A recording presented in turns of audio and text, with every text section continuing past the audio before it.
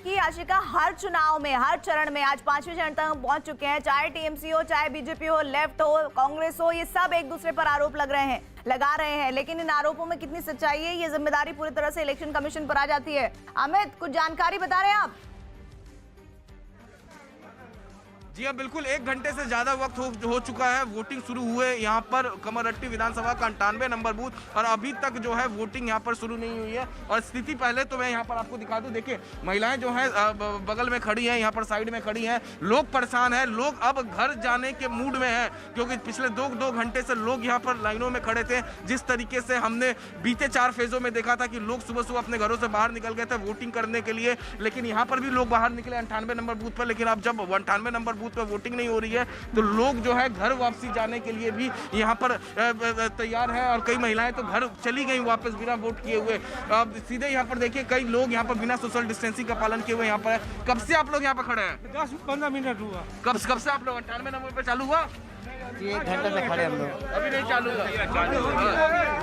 ठीक है, तो ये स्थिति है यहाँ पर। देखिए कमरहट्टी विधानसभा के 98 नंबर बूथ पर 19-20 पर भी इसी तरीके की हालात थे। इससे पहले जहाँ पर मैं था वहाँ पर भी सोशल डिस्टेंसिंग का पालन नहीं हो रहा था, यहाँ पर भी इस वक्त सोशल डिस्टेंसिंग का पालन नहीं हो रहा है। और एक तस्वीर में आपको और दिखाऊं कि लोकल पुलिस ऐसा नहीं है कि यहाँ पर मौजूद नहीं है, लोकल पुलिस यहाँ पर मौजूद है। प्रीति पीछे की तरफ यहाँ पर मौजूद है, जो कि आपस में गपशप कर रहे हैं। लोकल पुलिस, देखिए मैं तस्वीरों में आपको दिखाना चाहूंगा, लोकल पुलिस आपस में गपशप कर रहा है, लेकिन सोशल डिस्टेंसिंग का पालन यहाँ पर कोई नहीं करा रहा है। तो जाहिर तौर पे जिस तरीके से कोरोना को लेकर चिंताएं बढ़ रही हैं, 2 लाख केसेस आ रहे हैं। बीते दिनों हमने देखा चुनाव आयोग बैठकें कर रहा है, प्रधानमंत्री चिंता जाहिर कर रहे हैं, ममता बनर्जी ने भी इसको लेकर चिंता जाहिर किया कि जिस तरीके से कोरोना के मामले बढ़े। और उसके बाद ये तस्वीरें डरा देने वाली है। और चुनाव आयोग के जो वोटिंग करवा रहे हैं वो अंदर मौजूद है। मैं अपने वीडियो जर्नलिस्ट से कहूंगा कि अंदर की एक बार तस्वीरें दिखाएं।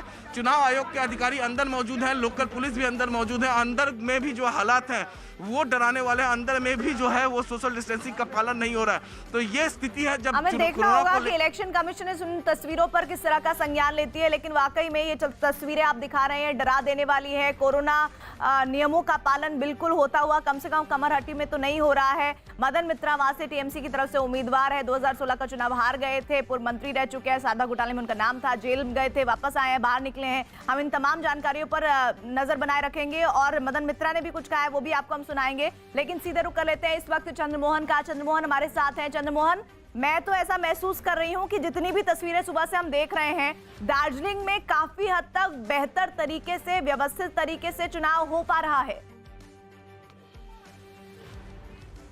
बिल्कुल, और जिस बूथ पर हम मौजूद हैं यहाँ पर तो एकदम खास तौर पर कोरोना का जो गाइडलाइन है उसको पालन करने के लिए निर्देश भी बार बार दिया जा रहा है। तस्वीर भी आप साफ तौर पर देख सकती हैं, एक तरफ सीपीएमएफ के जवान हैं तो वहीं दूसरी तरफ जो बंगाल पुलिस है उसके भी सिपाही यहाँ पर तैनात हैं। और ये जो गली है, इसी गली के जरिए लोग अंदर जाते हैं और बूथ पर वोट देकर और फिर वापस जाते हैं। तस्वीरों में भी आप साफ तौर पर देख सकती हैं, यहाँ पर गोला बनाया हुआ सोशल डिस्टेंसिंग के लिए, और लोगों को इसको पालन करते हुए फिर आगे की तरफ जाना है। और वहीं यहाँ पर मतदान करवाने वाले कर्मचारी जो तैनात हैं वो पहले जो भी अंदर जाने वाले हैं उनका पहले यहाँ पर थर्मल स्क्रीनिंग से तापमान लिया जाता है, फिर उनको सैनिटाइजर दिया जाता है और फिर हैंड ग्लव्स देने के बाद आगे जाने की इजाज़त है।